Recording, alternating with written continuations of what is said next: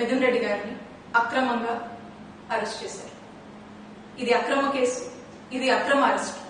ఈ అరెస్ట్ ని నేను తీవ్రంగా ఖండిస్తున్నాను. వైఎస్ఆర్ కాంగ్రెస్ పార్టీ తీవ్రంగా ఖండిస్తోంది.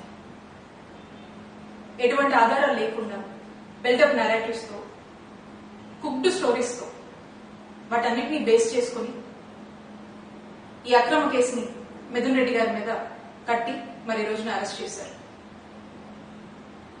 అధికారాన్ని ఉపయోగించి కొంతమంది గవర్నమెంట్ ఆఫీసర్స్ మీద, గవర్నమెంట్ ఎంప్లాయీస్ మీద, ఇంకా కొంతమంది మీద అధికారాన్ని ప్రయోగించి వాళ్ళని భయపెట్టి, బెదిరించి, తిట్టి, అవసరమైతే కొట్టి, ఆశ చూపించి ఫ్యాబ్రికేటెడ్ స్టేట్మెంట్స్ ని వాళ్ళ దగ్గర తీసుకొని ఆ స్టేట్మెంట్స్ ని బేస్ చేసుకుని మిథున్ రెడ్డి గారిని అరెస్ట్ చేశారు. దీన్ని లిక్కర్ స్కామ్ అని పేరు పెట్టి senior retired IAS Dhananjaya Reddy గారిని, ఓఎస్డీ కృష్ణమోహన్ రెడ్డి గారిని, చెవిరెడ్డి భాస్కర్ రెడ్డి గారిని, ఇప్పుడు మిథున్ రెడ్డి గారిని అరెస్ట్ చేశారు. మా హయాంలో, మా జగనన్న హయాంలో ఎటువంటి లిక్కర్ స్కామ్ జరగలేదు. ఇదే కాదు, ఏ స్కామో జరగలేదు.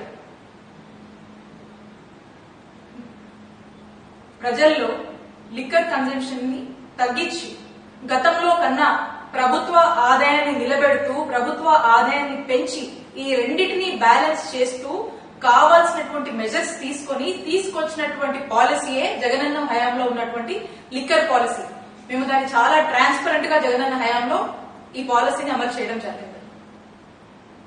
మీరు అంటున్నారు కదా లిక్కర్ స్కామ్ అది ఇదని.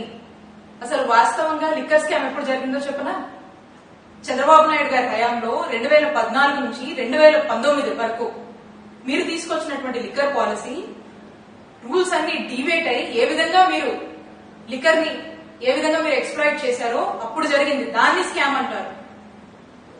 ఇప్పుడు మళ్ళా చంద్రబాబు నాయుడు గారి హయాంలో ఈ సంవత్సర కాలంగా మీరు తీసుకొచ్చినటువంటి లిక్కర్ పాలసీ, అలాగే ఏ విధంగా మీరు సిండికేట్లు ఏర్పాటు చేసి మీకు నచ్చిన వాళ్ళకి షాపులు ఇచ్చి నచ్చిన రేట్లకి అమ్ముకోవచ్చు అనేటువంటి ఒక ఫ్రీడమ్ ఇచ్చి ఆఖరికి లిక్కర్ ని డోర్ డెలివరీ దాకా కూడా తీసుకొచ్చి పెంచి పోషిస్తున్నారే, ఇది స్కామ్ అంటే. అప్పుడు ఇప్పుడు చంద్రబాబు నాయుడు గారి హయాంలో దీన్ని స్కామ్ అంటారు.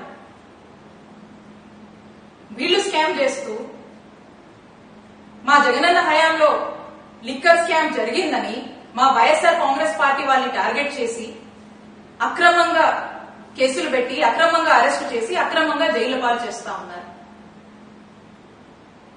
ఈ అక్రమ కేసులు కట్టి, ఈ అక్రమ కేసులు పెట్టి అరెస్టు చేసి జైలు పాలు చేస్తే వైఎస్ఆర్ కాంగ్రెస్ పార్టీని ఇబ్బంది పెట్టొచ్చు, మా నాయకుడు జగన్మోహన్ రెడ్డి గారిని ఇబ్బంది పెట్టొచ్చు అని మీరు భావిస్తున్నారేమో.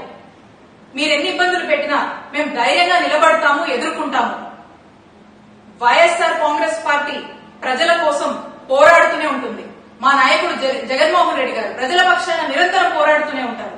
మేము మీకు స్పష్టం చేస్తుంది ఒకటే, వైఎస్ఆర్ కాంగ్రెస్ పార్టీ అదరదు, బెదరదు.